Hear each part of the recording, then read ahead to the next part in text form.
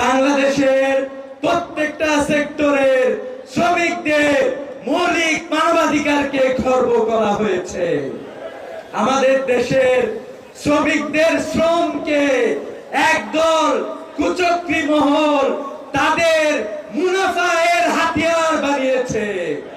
শ্রমিকদের ঘামের উপরে দাঁড়িয়ে, শ্রমিকদের রক্তের উপরে দাঁড়িয়ে তারা তাদের সম্পদকে কুক্ষিগত করার চক্রান্ত দাঁড়িয়েছে।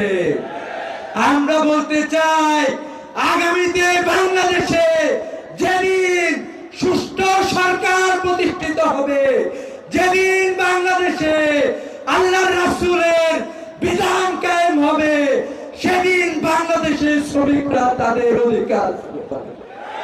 সম্মানিত উপস্থিতি, আমরা বলতে চাই, পৃথিবীতে অসংখ্য মানুষ শ্রমিকের অধিকারের কথা বলেছে।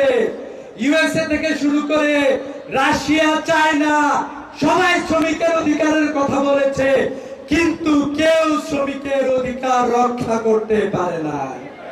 তাই আমরা বলতে চাই যে আদর্শ শ্রমিকের অধিকারকে রক্ষা করে, শ্রমিকের হক ফিরিয়ে দিতে পারে, বাংলাদেশের ন্যায্যতা প্রতিষ্ঠা করে, সে আদর্শের নাম হচ্ছে হযরত মুহাম্মদ সাল্লাল্লাহু আলাইহি ওয়াসাল্লামের আদর্শ। সে আদর্শের নাম হচ্ছে ইসলাম। তাই আমরা বলতে চাই, আগামীর বাংলাদেশে যেদিন বাংলাদেশ দেশ প্রকৃত ন্যায়বান শাসকদের হাতে বাংলাদেশ যাবে, সেদিনে আমাদের অধিকার প্রতিষ্ঠিত হবে ইনশাআল্লাহ। সেই অধিকার প্রতিষ্ঠার জন্য সবচেয়ে শক্তিশালী ভাবে যে শ্রেণী অবদান রাখবে, সেই শ্রেণী হলো বাংলাদেশের শ্রমিক শ্রেণী।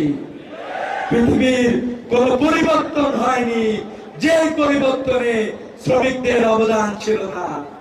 আমরা দেখেছি সর্বশেষ জুলাই বিপ্লবে বাংলাদেশের ছাত্র জনতা যখন রাস্তায় নেমে এসেছিল, সেদিন সহস্রাধিক শ্রমিক, লক্ষ শ্রমিক বাংলাদেশের রাজপথে নেমে ফ্যাসিবাদকে বাংলাদেশে বিতাড়িত করেছে।